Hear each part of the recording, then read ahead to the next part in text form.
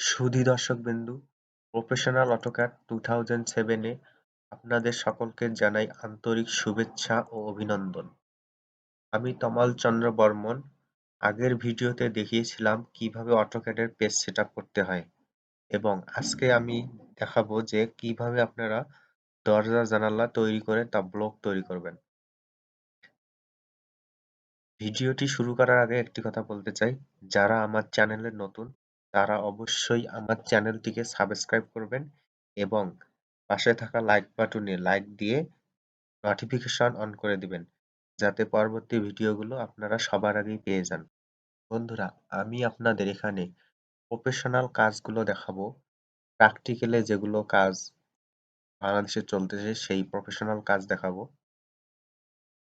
তাই আপনারা ভিডিওটি স্কিপ না করে সম্পূর্ণ ভিডিওটি দেখার চেষ্টা করবেন, তাহলেই ভালো কিছু শিখতে পারবেন। একজন ইঞ্জিনিয়ারের হাতে লক্ষ লক্ষ মানুষের জীবন থাকে, তাই ভিডিওটি স্কিপ না করে পুরো ভিডিওটা দেখবেন। যারা আমার চ্যানেলে নতুন অবশ্যই চ্যানেলটিকে সাবস্ক্রাইব করে দিবেন। তো চলুন ভিডিওটি শুরু করি। আজকে আমি দেখাবো কিভাবে দরজা এবং জানালা তৈরি করবেন। এর জন্য কি করতে হবে, আমাদের পলি লাইন নিতে হবে। এই যে পলি লাইন। দরজা জানালা ড্র করার জন্য আমাদের দরজা জানালার বিভিন্ন মাপ জানতে হবে আগে। সাধারণত 30 ইঞ্চি 40 ইঞ্চি দরজা ব্যবহৃত হয়। তো দরজা তৈরি করার জন্য প্রথমে আমাদের পলি লাইন নিতে হবে। এখান থেকে আমরা 5 ইন্টার এদিকে দেব 3 ইন্টার, উপরে দেব 3 ইন্টার, বাঁ দিকে দেব 1 ইন্টার, উপরে 2 ইন্টার, বাঁ দিকে 2 ইন্টার, ইন্টার ক্লোজ। এসকেপ চাপবো কিবোর্ড থেকে, এসকেপ। এবার আমরা লাইন কমান্ড নেব, এল ইন্টার। এইখান পয়েন্টে ধরবো, এদিকে দেবো হচ্ছে দরজার মাপ দেবো, কতটুকু ড্র করব সেটা মাপ দেবো। আমরা যদি 40 ইঞ্চি ড্র করতে চাই তাহলে 40 দেবো, 50 দিলে 50, আমি 40 দিলাম, 40 দিয়ে ইন্টার। ওকে। আমরা এবার এই পয়েন্টটাকে সিলেক্ট করব, এম আই ইন্টার, মিরর বলে এটাকে। মাস পয়েন্ট সিলেক্ট, এদিকে সিলেক্ট, ইন্টার। এসকেপ, কিবোর্ড থেকে এসকেপ। এই লাইনটা সিলেক্ট, ডিলেট। এবার আমরা আর ই সি, কিবোর্ড থেকে ইন্টার। এই পয়েন্ট ইন্টার, এসকেপ। এবার এটা কি সিলেক্ট, আর ও ইন্টার। এই পয়েন্ট উপরের দিকে, তারপর 90 ডিগ্রি অ্যাঙ্গেলে করবো এটা, আর 90 ইন্টার, এসকেপ। এটা সিলেক্ট, এফ ইন্টার, মুভ করবো এটা, এই পয়েন্টে নিয়ে আসবো। ওকে। আমরা এবার একটা আর্টস দেব, এই আর্টস, এই পয়েন্ট, এই পয়েন্ট, এই পয়েন্ট, স্কেপ। এবার আমরা এটাকে কালার করে দেব। আপনারা যে কোনো কালার নিতে পারেন, আমি কয়েকটা লেয়ার নিচ্ছি এখানে। আপনারা লেয়ার নেবেন। লেয়ার কিভাবে নেবেন আমার প্রথম ভিডিওটি আছে, প্রথমে আমি একটা ভিডিও দিছিলাম যে আপনারা কিভাবে অটোক্যাডের পেজ সেটআপ করতে হয়। অবশ্যই দেখে নেবেন, পেজ সেটআপ না দিতে পারলে আপনারা ড্র করতে পারবেন না। তারপর এটাকে আমরা এখন ব্লক তৈরি করব।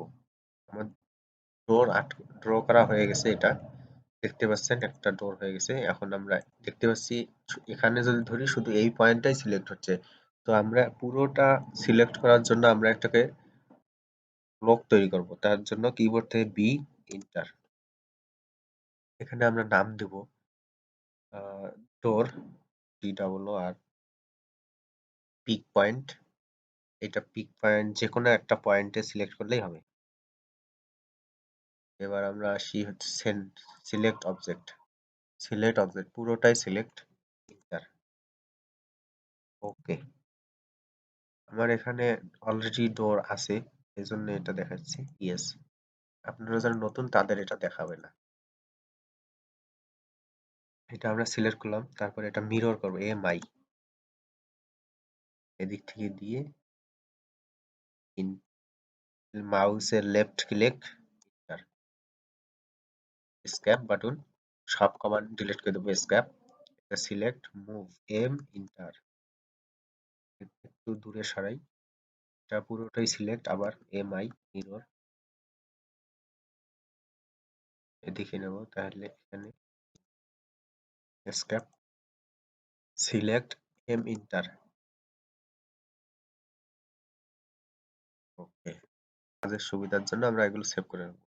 এবার পুরোটাকে সিলেক্ট, সিও, কপি, সিও ইন্টার, কপি, কপি করলাম এটাকে, এদিকে একটা নিলাম, এবার এটিকে রোটেট করে দেবো, আর ও ইন্টার, সিলেক্ট, এই পাশে, ওকে। এবার আমরা এটাকে মুভ করব, এটাকে মুভ করে আমরা চাইলে এটা যেদিকে ইচ্ছা সেদিকে নিয়ে যেতে পারি।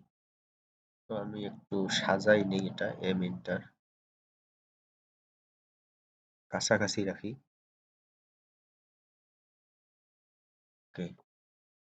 তো বন্ধুরা, আমার ডোর হয়ে গেছে, এগুলো দরজা, এগুলো এই দরজাগুলো আমরা হচ্ছে বেডরুমে লাগাই, বেডরুমের দরজার সময় এই দরজাগুলো লাগাবো 40 ইঞ্চি, এবং কিচেন বাথরুমের জন্য আমরা দরজা লাগাবো হচ্ছে 30 ইঞ্চি। তো 30 ইঞ্চি ডোর আপনারা এইভাবে ড্র করে নেবেন। এবার আমি দেখাবো কিভাবে আপনার গ্লাস আর্ট করবেন জানালা। তার জন্য কিবোর্ড থেকে এল, ইন্টার, এখানে সিলেক্ট, লাইন বাঁকা হয়ে যাচ্ছে, কিবোর্ড থেকে F8 চাপবো, লাইন সোজা হয়ে যাবে। এবার 5 ফিট, ইন্টার, বড় জানালার মাপ হয় 5 ফিট, এবং ছোটগুলোর মাপ হয় 40 ইঞ্চি, 3 ফিট 6। বাথরুমের যে দরজাটা হবে এটা হবে 1.5 ফিট। তো আমরা এটাকে অফসেট নেব, ও ইন্টার, 5 ইন্টার, এখান থেকে সিলেক্ট, এখানে। এবার আমরা লাইন কমান্ড নেব, এল, ইন্টার, এই পয়েন্ট, এই পয়েন্ট, আবার ইন্টার, এই পয়েন্ট, এই পয়েন্ট, আবার আমরা ও ইন্টার, অফসেট 2 ইন্টার, এদিক থেকে 2 ইঞ্চি অফসেট ফেলবো, এদিক থেকে 2 ইঞ্চি অফসেট ফেলবো। আমার এটা দরজা হয়ে জানালা হয়ে গেছে।